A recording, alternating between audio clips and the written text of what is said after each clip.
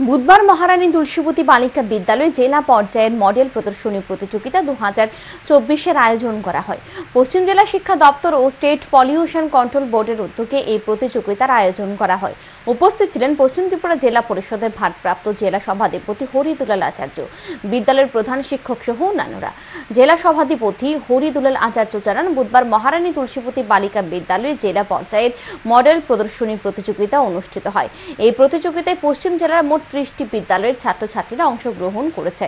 তিনি আরও জানান, ছাত্রছাত্রীদের মেধার পরিচয় পাওয়া যায় এই ধরনের প্রতিযোগিতা থেকে।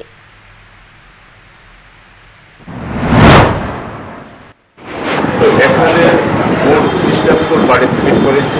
তো আমরা দেখতে পাই যে বিভিন্ন স্কুল থেকে যে সমস্ত স্টুডেন্টরা তাদের মডেল নিয়ে এসেছে, প্রত্যেকটাই ইনোভেটিভ।